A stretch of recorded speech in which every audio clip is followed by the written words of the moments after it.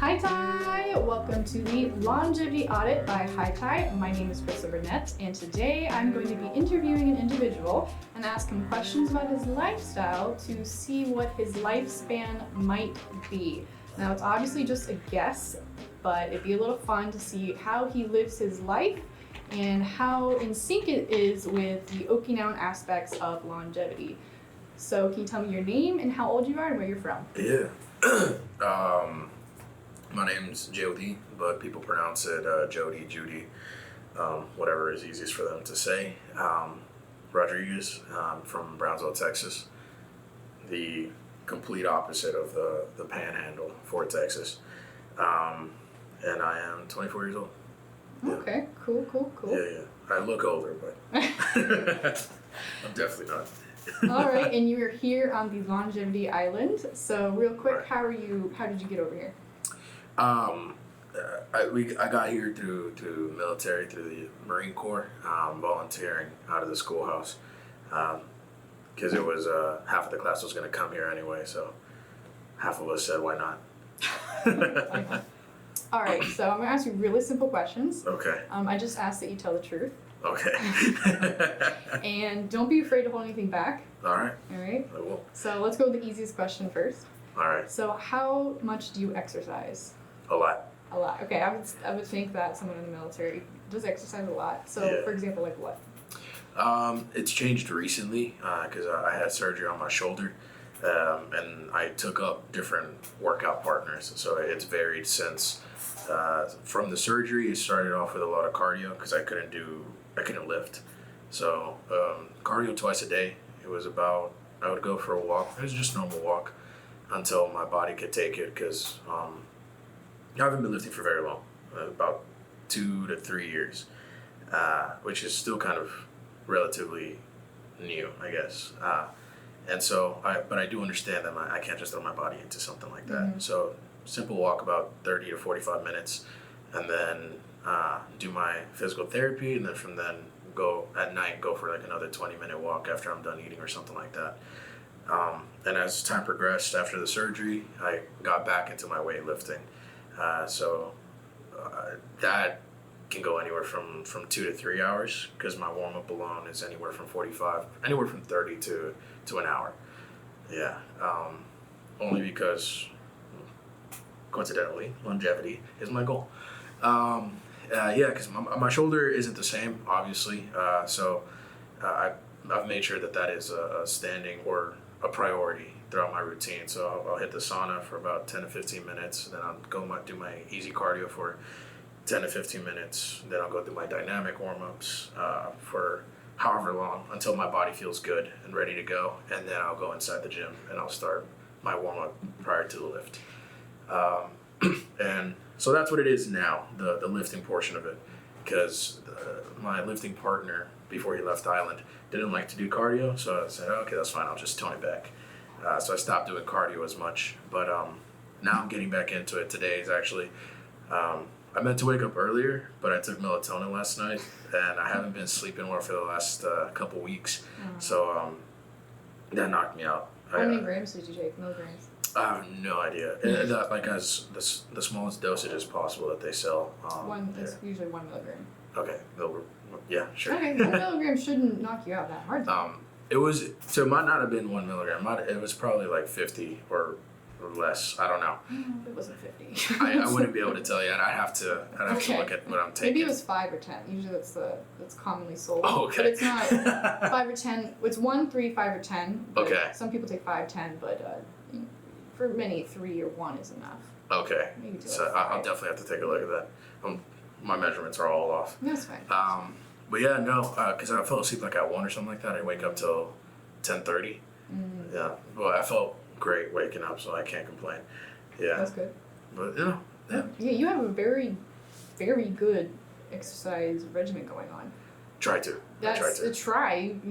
How many? You don't do this every day, right? The 3 hours. 6 days a week. 6 days a week to warm them. Okay. So the walking part is really good. It sounds like an Okinawan, because Okinawans, or Japanese people here don't go to the longevity ones, the ones that live to 100, don't go to the gym. You know, they don't like warm up and then do like weight training, which is good for you, but that's not what they did. They did walk though.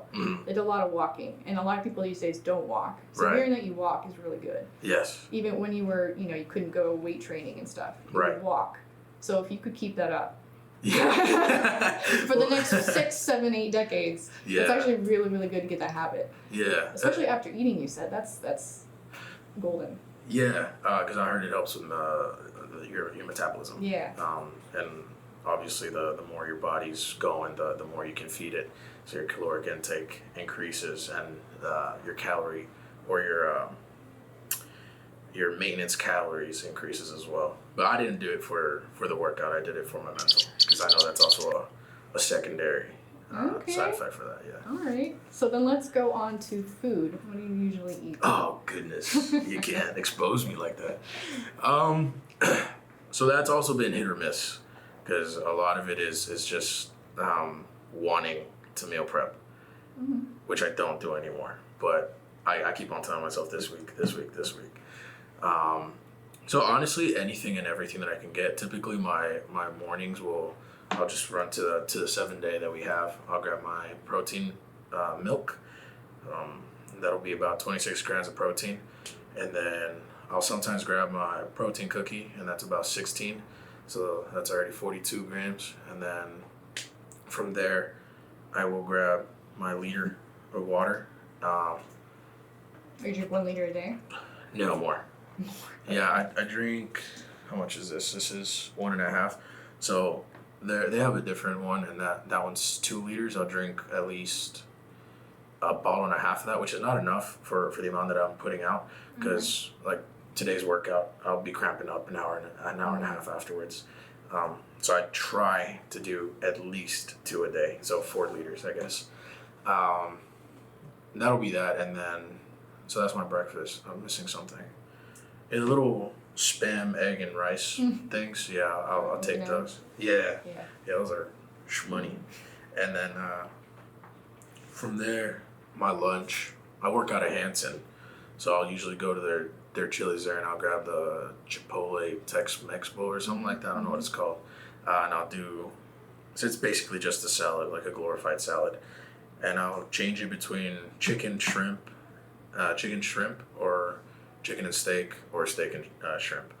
And then for dinner, it'll basically be like a breakfast, whatever I have for breakfast. Or I'll go to Skia or Mickey D's, and I'll grab their double cheeseburger, and then I'll remove one of the buns. It doesn't do much, right? But it's just one of those things, like, it's less bread, it'll be fine. And then I'll grab like 2 of those things, and I'll scarf those down. Okay, so you're focusing on protein, getting protein each meal. Yeah, protein, and trying to lower my carb intake, or not lower it, but reduce the amount that I take. Okay. Yeah. So I'm not hearing at all anything about vegetables.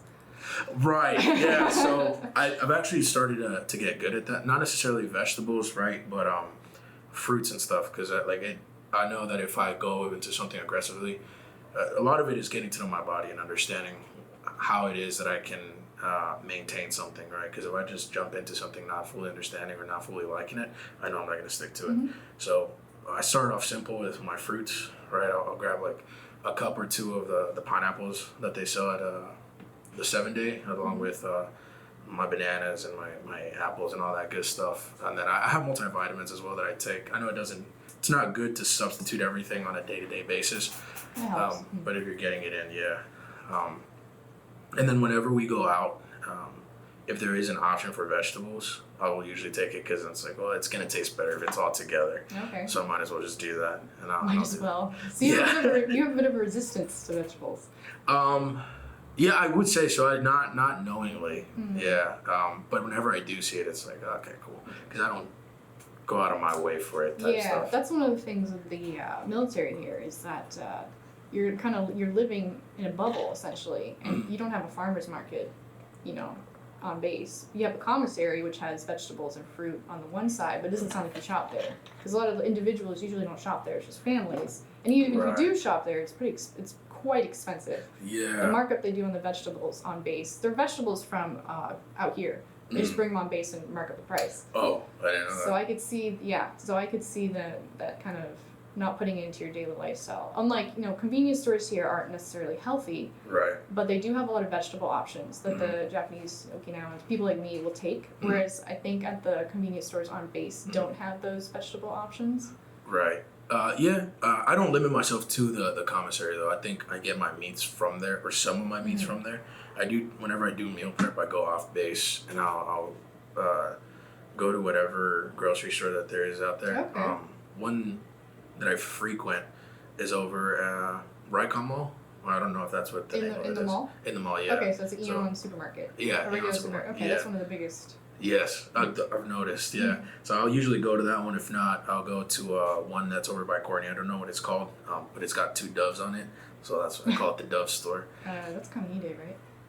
Yeah. Yeah, sure. Well, yeah, it's just supermarket. It's just a supermarket. But that's good that you can go off base. So do you buy vegetables from there? When I meal prep, yes. When you meal prep? Yeah. Okay. So this is a matter of doing meal prep or not. Yeah, exactly. That's why I'm trying to. I try my best to get back into it, but it always goes down. Okay, so this is kind of like a habit issue. How do you get more vegetables into your diet without having to fight with this habit? Because I know exactly what you're talking about. I see people meal prep, and I thought myself, I should meal prep too. But it doesn't stop me from eating vegetables. Right. It's just convenience, I guess. It doesn't. Like to get the vegetables, I have to go out of my way, or I have to leave work early, which I can't do. I have to, on my days off, it's not necessarily, on my days off, I like to prioritize my workouts more so than I want to prioritize my eating habits, right? And obviously that's where my tier list is at the moment, but the reasoning for that is, again, my mental, right? Like, yes, eating clean and all that stuff on the long run will have a significantly better, will leave a better dent in your mental health than anything else. But what has helped me most, or what I've seen in terms of instant gratification, comes from the gym. So for me, going to the gym is instant gratification, right? Because I feel the pain or whatever, and it feels good, right? I can feel the progress being made, and obviously I can see it over the course of weeks and whatnot. With the food, it's like you eat it to satisfy yourself and whatnot. And then it goes away after a little bit, and it's more of a necessity. It feels more like a need than it is like, okay, let me categorize everything and all this stuff. But I am looking into all that stuff, right? And just yesterday, actually, it's a good source of carbs. Like I've known that, but it's not. It doesn't sit in my head because I'm not doing it. But I was going through my reels, and something about that came up. That it's a good source of fiber, as well as carbs that will sit with you a little bit longer without making you feel as stuffy and groggy and all that good stuff. So there's a lot out there that makes me want to do it again. So never know, maybe today or tomorrow. All right, so we talked a little bit about you exercise a lot, you walk, that's really good.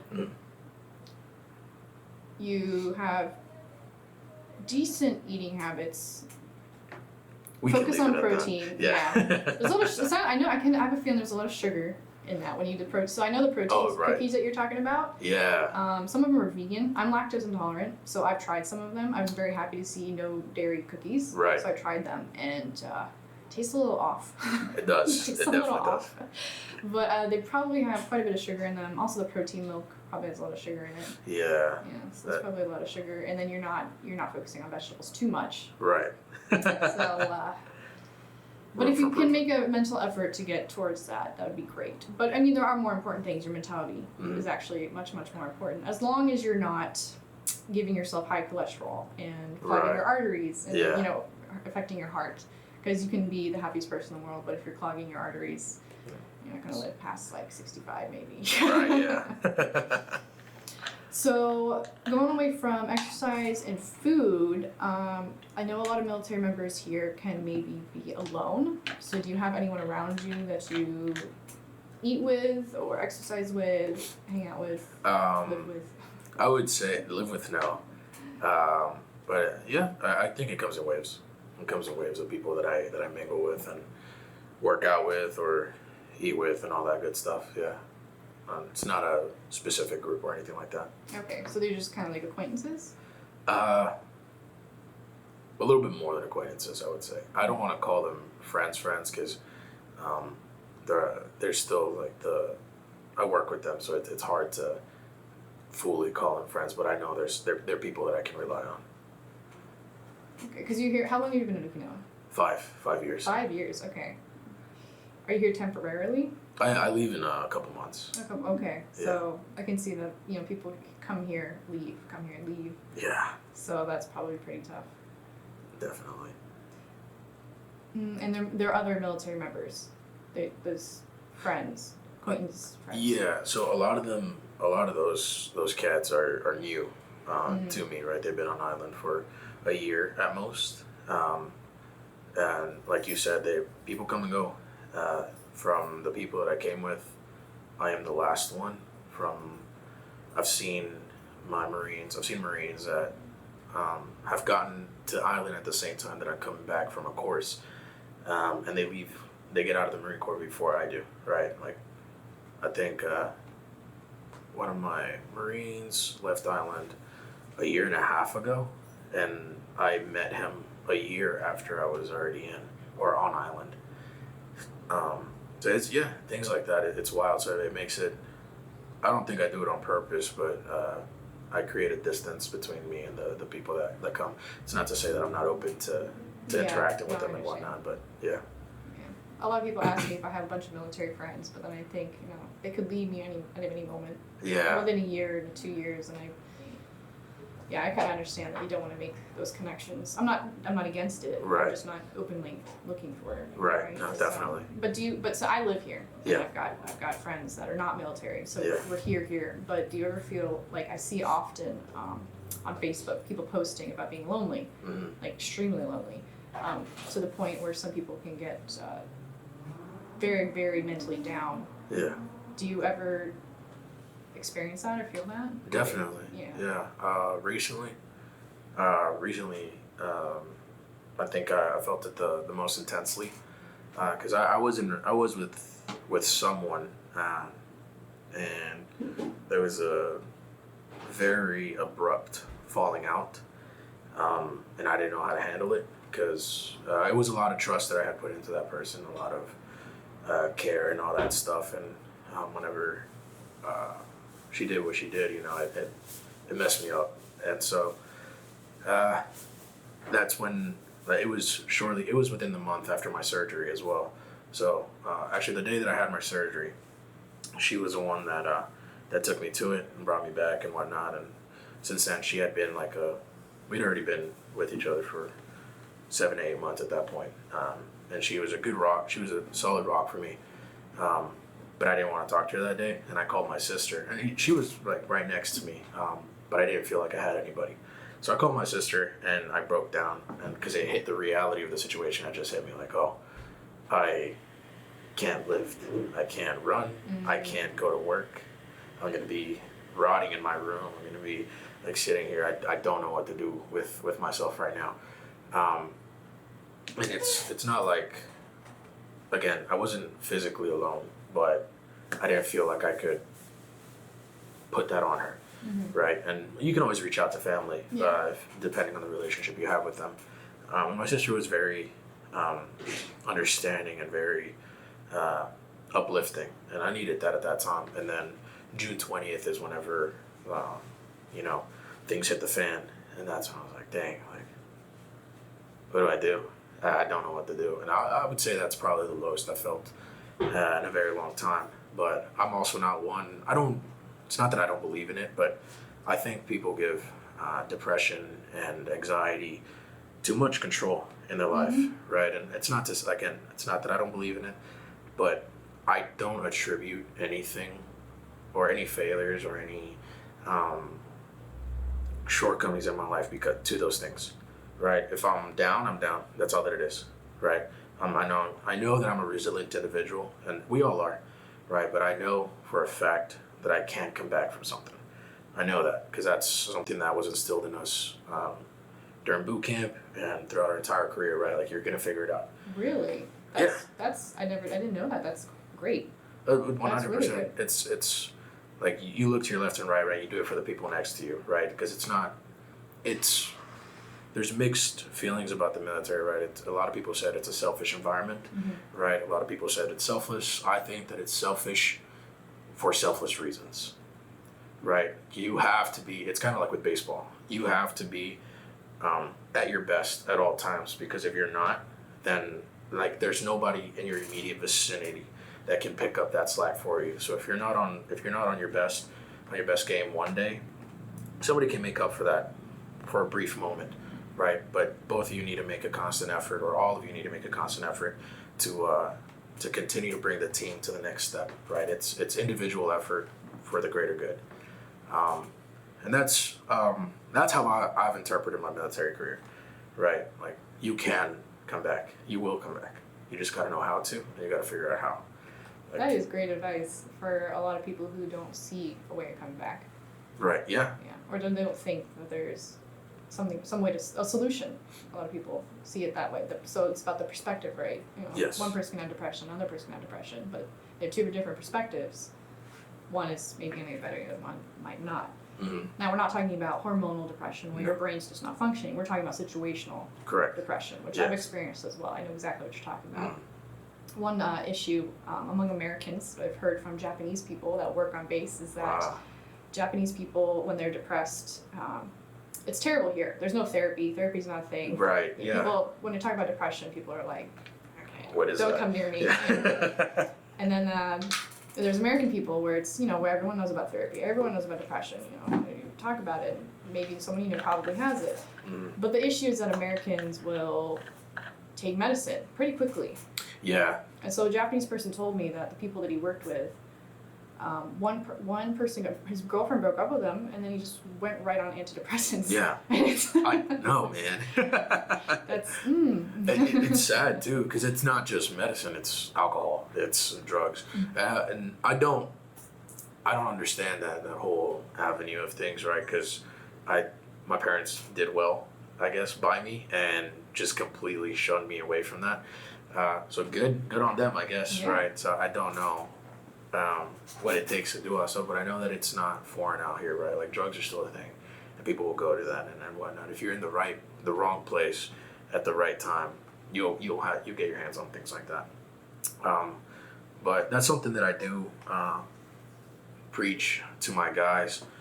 Like, stop the alcohol, right? It's a depressant, right? It slows your inhibitions down, right? And not just that, but if you're looking at the physical aspect of it too, it slows your metabolism down because it's a toxin to your body. So your body has to stop everything that it's doing to get rid of that, right? So not only are you setting yourself back mentally, but you're setting yourself back physically, right? Get out, right? The sun, it's the biggest thing in the world, right? Because I was, like, for that situation that I was in, right? Like, I gave her my word that I'd be there.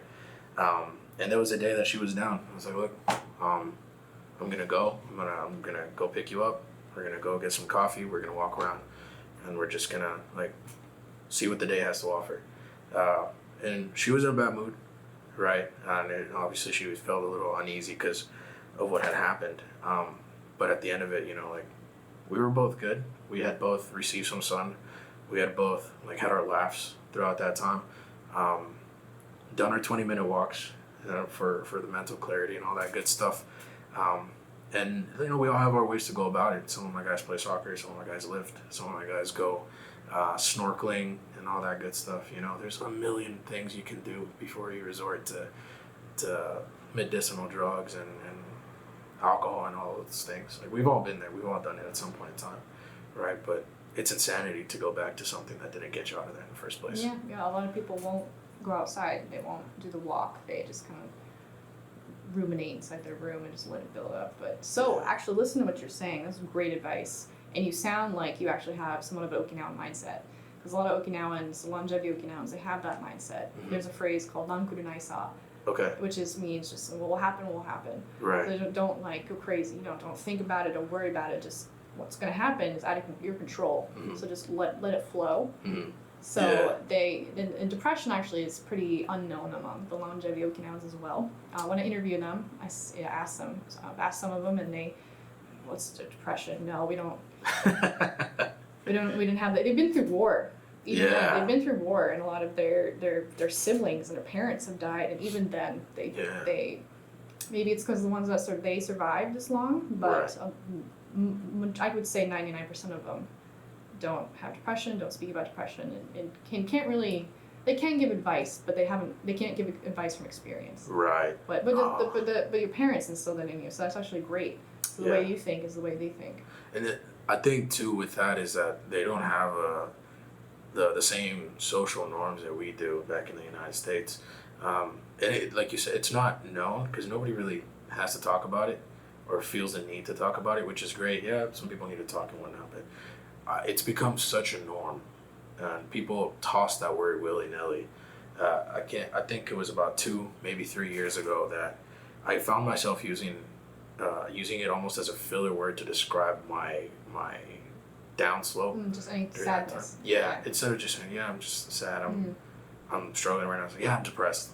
And I sat down and I thought about that, and I thought, man, that's depressing. Saying that I'm depressed is depressing. A lot of people are changing their language. When you change your language, that's another thing. Okinawans have a language, and they have those words. Nankuronaisa. You can't try. I had to explain it. There's no English word, so you see that the words kind of instill a culture, which is their perspective. Yeah. Which is not good that Americans are using the word depression instead of just sadness. Yeah, and it's a lack of accountability with that too, because it's kind of in your workplace, and I'm guilty of it as well in the workplace. When something goes wrong, it's like, well, I entrusted this person to it, right? You have something to bounce the blame off of, right? And to us, it's depression. To us, it's anxiety. Why didn't you act on it? Oh, yeah, my anxiety was taking over. I get it. Yes, the definition of anxiety is fear of an unknown outcome.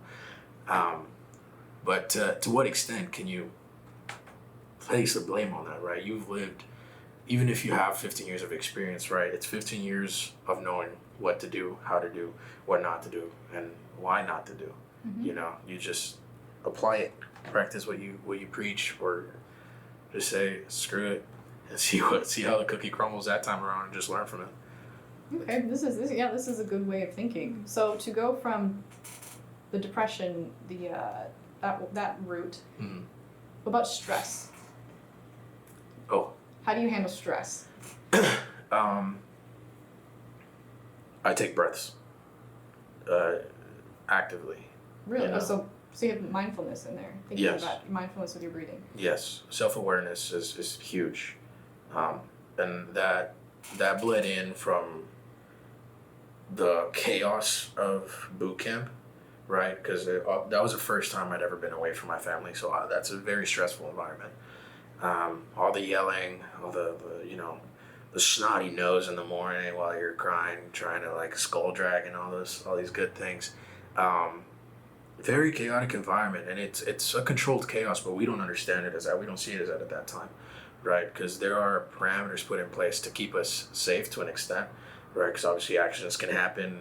Nobody's in complete control of any one situation at all times. But it was taking a look back at that and seeing how I could have handled things differently, or seeing how I responded to things at that time. And then obviously being myself, I'm a military police, having an understanding of my capabilities and my limitations, and seeing what it is that everybody else has to offer as well, right? Because what I lack in a knowledge department, somebody else makes up for it tenfold, right? But somebody doesn't have in a physical capacity, I know I can make up for it to an extent, right? And things of that nature. So knowing that I have a good group of guys helps me a lot. And even if I'm on my own, I can always reach back to something. I can always pull something out of my rear side, and be like, okay, I'll fake it till I make it on this one. And then whenever the time comes for me to figure it out, I'll figure it out. But yeah, I'm very self-aware when it comes to situations like that, because there's always something stressful that comes on. There's always something I don't understand. So it's okay. I'm like, all right, give me a situation. I don't know it. Give me 1 sec. I'll go to the restroom. I'll wash my face. On my walk there, I'm thinking about it. And anything that I'm doing, I'm thinking about it. And I'm like, okay, woosah, woosah. And then once I feel like I'm in a calmer setting, then I act on it. Because unless it's a situation where I need to act right then and there, there's no excuse for why I should be making a bad decision either, right? I'm not going to act off of emotion. I'd rather act off of logic. And if my logic is failing me, then okay, then on to the next, and my logic should be better by the next time around. Wow. So how much stress do you experience in your day-to-day life? Or are you putting this on a scale, like 1 to 10? Well, no, like I'm just, are you, well, you could do 1 to 10, but are you experiencing it all day, or is it just sometimes, or just during certain exercises? I would say it's all day, but it's different things. The levels of there's varying levels of stress, right? And maybe, so say we're on a call, right? And somebody's trying to fight the pedestrians around, or trying to fight my homie, and we're like, oh goodness gracious, that's a stressful situation. Okay. But to me, it's I try to see it as a little bit of fun as well. It's like, oh, cool, like I get to do my job, I get to practice my job. Okay, but your job is inherently stressful. Isn't or is? It is. It is. Yes. Okay. Yes, it is inherently stressful. Because physically anything could go wrong, right? True. And then the administrative side of things. I stress about the administrative side of things because that's my weak point, right? Perfect practice makes perfect, right? Because you can practice something all day long, but if you practice it wrong, it's wrong. So I'm not perfect. My perfect practices are not gonna come. But like I stress about the things that I want to say, but then how they interfere with my immediate superior, what he has to say about it, and not just him, but the superiors above him, right? And it's a never-ending circle, right? Because if he doesn't like it, it comes back to me and I fix it, right? And then I send it back up. He's like, "That's cool." And then it goes higher, and then they go, "That's not cool." It's like, kick it back to him. He goes, "Why is that not cool?" And it's back and forth. And it comes back to me. It's like, "All right, Rod, this is why it's not cool." I'm like, God dang it. Why? Why is it not cool? And it's like, he'll paint it out for me, and I still don't get it, right? It's not crazy stress, right? But that would be like a constant too, I guess, because it's the frustration of not understanding somebody else's thought process and why it makes sense to them and things like that. But that also comes with knowledge on the subject that you're currently interacting with. So that's a fault on my own as well that I can correct. But so to 1 to 10, you said it's all day. Is it like a constant low stress, or is it like waves? Waves. Okay. Yeah, because it's not just work that I'm stressing about, right? Like, it's not day-to-day things that go on. Like, what am I going to eat today? Oh, should I meal prep? Yeah. Why should I not meal prep? But when you're at work, it's a little bit. Yeah. Something. Okay, that's not good. Yeah. That's not good. I mean, everyone has stressful jobs. I get stressed all the time. It's just stressing out about mics. Yeah. But having it that much is not good, right? So stress is like is the silent secondary killer because it's connected to your body, right? You're constantly pumping out cortisol, so it affects your heart, affects your brain. I haven't looked into it, but I'm assuming that military jobs aren't the best jobs for living a long time in many different aspects. Yeah. But I mean, I can't really give you advice, change jobs. Yeah. I'm not going to tell you to change jobs, but it is best if you could try to think of, it's a perspective thing, right? You're out of control. You can't control how your superiors are going to react, right? So it's kind of de-stressing before you stress in the first place. Yes. You said you handle stress well, but you're experiencing it at the same time. Yes. So if you could prevent it before it happens. So you have an idea of when it's going to happen. Yes. Right? So you're in control of that. Correct. So the Okinawans, a problem when I interview them is that I ask them, how do you de-stress, so I can give advice to everyone, and they don't stress in the first place. A lot of them like, stress, I don't stress, what are you talking about? So it's like, it's a perspective thing, it's the way they think. And it's the advice I would give you is to change your perspective. How do you change your perspective? Well, like you said, it's not situations that are unfamiliar, right? I have experienced them before. You know they're coming. I do, and I am, right? You probably won't be able to tell from this, right? It would take more one-on-one interaction outside of this. But I am very meticulous. I'm a very calculated individual, depending on the circumstance, right? And I try my best to think 2 to 3 steps ahead of things that are taking place that I know I will be involved in, or that I know I have an influence over. So whenever things like that happen, right? So say a call goes out for like a car accident, right? And there's people that are hurt or whatever. So immediately off the top of my hat, right? Everybody that I work with already knows, right? Like make sure that you have a ambulance on the way, right? Make sure that whenever you get there, you're checking their vitals and all these things, right? So that comes with the training, right? So that is something that we actively impose on all of our Marines, right? Make sure that your training is good. And our training department is pretty good at that, right? So if you can trust that your training is good, that's one less thing to stress about, right? And then when it comes to the administrative side of things, like we have a matrix that we can reference when it comes to people that need to be notified. We have a structure that's already input. We have templates and all these things, right? And I've taken it. We all have to some extent. Some people are significantly better at this than I am, but taking it upon myself to look at everybody else's template, right? Because my way of thinking isn't the same as your way of thinking, isn't the same way as her way of thinking, right? And it would be ignorant of me to believe that I have the answers to everything. I don't, right? So in one of my folders, I have like 5 different templates for one very simple call, right? But it's because the phrasing is different. They've experienced a similar call with a completely different outcome, things of that nature. So I'll reference those all day, right? And it gives me peace of mind knowing that I have those tools to offer to the guys below me.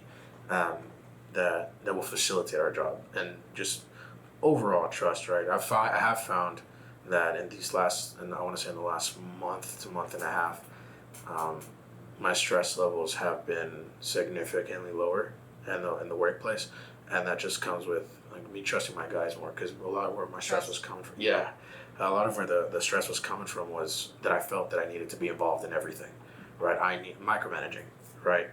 And everybody needs to be micromanaged, right? And where I'm a hypocrite for it, because I would tell my guys I'm not going to be that way. But it was my way of thinking, and I know that what I do works, right? And I said it would be ignorant of me to believe that I have all the answers.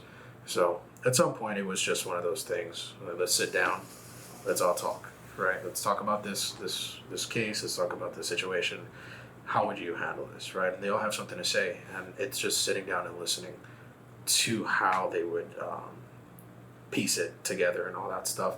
And they're all super knowledgeable, and like I wouldn't have known that if I hadn't taken a seat, right? So once I saw where their headspace was at and saw that their way wasn't too different to mine, I was like, oh, okay. So I was bugging about nothing. Communication. Yeah. That's a lot of things that causes a lot of issues in my company as well. But anything in daily life, relationships, it's always communication. Oh. People forget about communication. I forget about communication. Yeah. It's so many things can be solved by just talking to each other. Right? Oh goodness. That's good. That's everything you're saying right now. It's like pretty impressive. So you understand when the stress is coming. You've got templates and you've got tools, and now you trust the people. So the social connections, Yes. I didn't mention earlier, but so you don't have a lot of, you're out here alone pretty much, and people are leaving and coming all the time. But you have those people that work under you, and now you have built that trust. Right. So that's a good social connection, because spoiler alert, social connections and not stressing are the keys to longevity. Yes. So Okinawans, you don't have to eat just like an Okinawan. You can't avoid vegetables. Right. But you can't even go Shots fired. but so good social connections and not stressing is the key to longevity. Now, just keep note though, Warren Buffett, Okay. he eats McDonald's every day for lunch. What a G. He does. So I'm not actually eating McDonald's every day is not going to kill you, but he's also living a very intense, fulfilling lifestyle. He's super rich, right? Okay. So it makes you think, maybe it is not what you eat exactly, but it's how you're living your life. So he's probably living the great, doing stocks and then bam, $1 million. Something happens in your brain. Yeah. You're like, let's live longer. So your social connections can't really be helped. I mean, it can, but you're in the military and you're in an island surrounded by Japanese people, and then you have Americans coming and going. But you trust the people that you work with, which is really good. And then you have stress, but you handle it. So you're kind of like in the middle. Yes. Seeing, right? Like you kind of got good social connections, but not the best. And then you got stress, so it's not. Yeah. So if you could, you're young, so you've still got time. But keeping this kind of social connections and stress for the rest of your life would not be good. Right. Right. That would lower your lifespan. Significantly. Yeah. Yeah.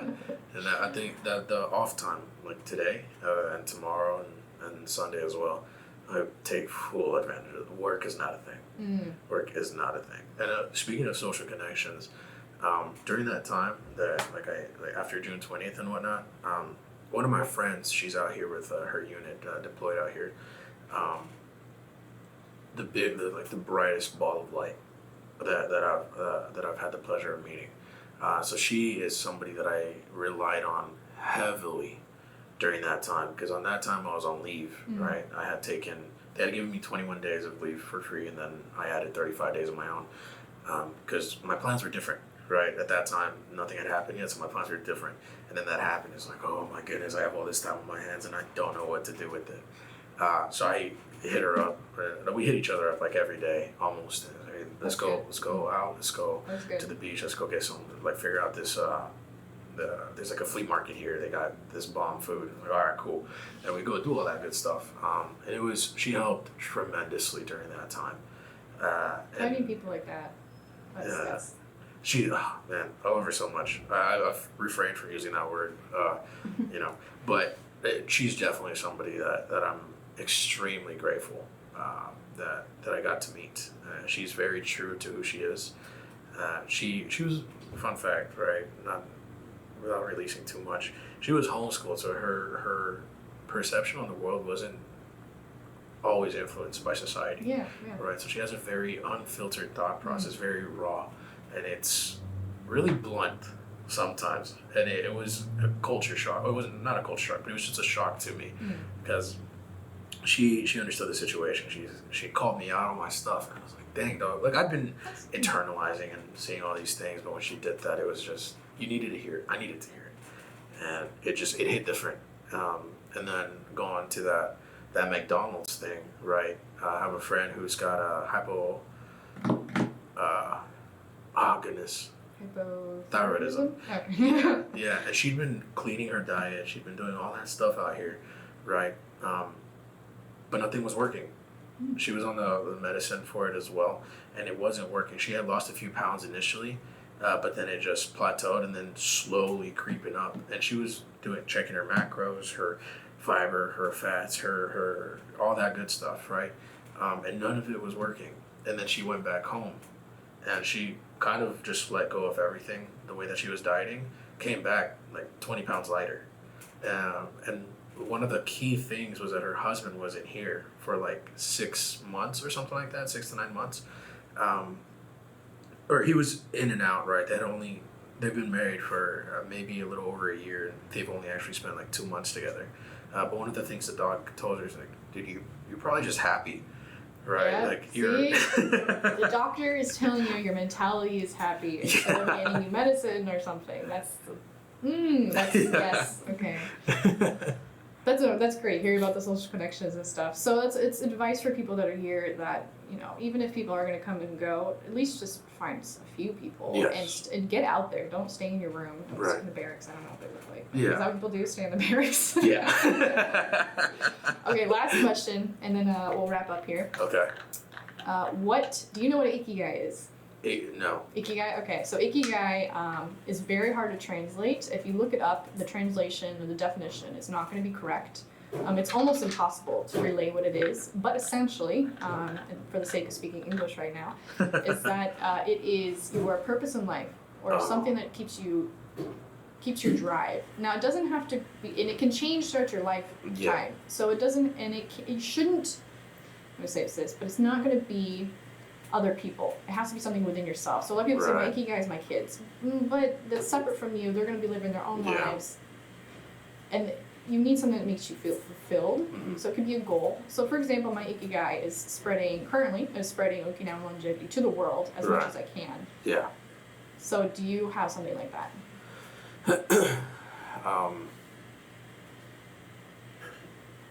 And if you don't, that's okay. Yeah. But it's something to think about, because Okinawans have an Ikigai, but they're very simple. It's just going out in the sun, growing plants to make the tea that they sell, to bring health and happiness to people that drink their tea. Yeah. It's very, very simple things.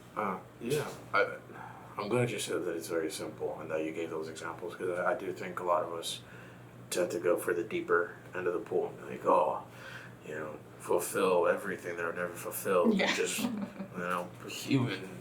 No. It's just understanding myself better, right? Coming to terms with who I am, why I am the way that I am, and how I can improve on that, right? And try my best to instill some part of me within somebody else. That anytime somebody meets me and interacts with me, somewhere along the road they go, oh, I remember this one guy this one time. He laughed this way, or he said this one thing, and they, because of that, make a decision that is better for them. Something small like that. I guess that's pretty deep, but That's pretty. No, that's good though. It's very, very slight changes that you improve yourself, and then you bring that effect to others. Yeah, that's good. It's not. I don't think it's the grand gestures. We all love them. We all like to do them, but I think it's all in the small things, the finer details, because sometimes. Let me use my pops, my dad, as an example. There was a homeless man one time at a gas station back in Texas, and he wasn't asking for money. He was asking for food. And my dad told him, "He's like, okay, just come with me." And the man followed my dad, and as soon as my dad stepped inside, the old man was like, "No, I can't go in there." And he looks at me and goes, "Why not?" He goes, "They don't like me in there." He goes, "No, you're my friend." And he goes, "No, they don't." He goes, No. You are my friend, and I'm here to take care of you. I said, granted, this is all in Spanish, right? Because my parents are Spanish speaking. And so they go inside, and there's this place called Valero, right? Valero, it's a taco joint there inside the gas stations. But you can put whatever you want in it. The guy was very simple. He's like, "I want beans and rice." My dad looks at me and goes, Is that all you want? He goes, "Yeah." And so my dad starts picking other things out, and the guy starts getting more excited with the food that he's picking out. It's like by the time they're done, they can barely close the darn thing. And he grabs some chips, he grabs some drinks, and he went to the counter to purchase the items. And the old man stepped outside, and the lady kind of like looked at my dad, disgruntled and almost disgusted, according to my dad. And she's like, "Why would you help him? Like, why are you being so kind? Like, that doesn't make any sense. He's there because he chose to be." And I said, "Yeah, maybe he did." He said, "Maybe he did. But I was there one day, right? I was." He said, "And I didn't have anybody to help me. And I don't know if tomorrow I'm going to be in that place again." He said, "But I know that if I can bring this little bit of happiness to him today, he might want to do the same thing for somebody else tomorrow, or for me." He said, and that's why I'm doing it. Because somebody wasn't there for me that one time, I'm going to be there for whoever I can. And that stuck with me very heavily. And I've done my best to not necessarily abide by that, but to reference that as much as possible with my day-to-day interactions with someone. Because that was a pretty big gesture to that guy. Simple for us, right? But huge for him. And if I can do something small for someone, whether it's pay a meal or pay them a smile, right? It sounds really cliche, right? But a smile goes a long way. Yeah. A simple acknowledgement of somebody's space in the area is also huge for them. Things like that. Yeah. I don't know. That's great. That's great. Let me think here. So that was actually really impressive. Much deeper than I was expecting. You are actually got, I'm going to say this, high intelligence when it comes to living a longevity lifestyle. You probably shouldn't realize it. Definitely. So I would say that if you change your eating habits, because you yes. change your eating habits, I think you could live a very long time, like maybe to 90s, 100. Whoa. But if you don't change your eating habits, then I would say more. 5 more years. No, 5 more years. I'd say like 70, 75, because that's when often people start deteriorating. Yeah. But if you keep that, don't be lonely. Loneliness is like the number one killer of elderly people. People don't realize it, but other people become lonely and stress, and so social connections, keeping social connections. Yeah. So, but you're good. on a lot of other things. I didn't get to ask all the questions I wanted today because we're a little bit limited on time, but that was great. A lot of good advice. So thank you for coming. Let's say I'm going to give you an average. I think change your eating habits, you live to 95. If you want to live that long. That's longer than I could hope for. All right, this was the longevity audit by High Time with Christal Burnette. Ni fine ne biru, yutashiku unige sabira. Bye.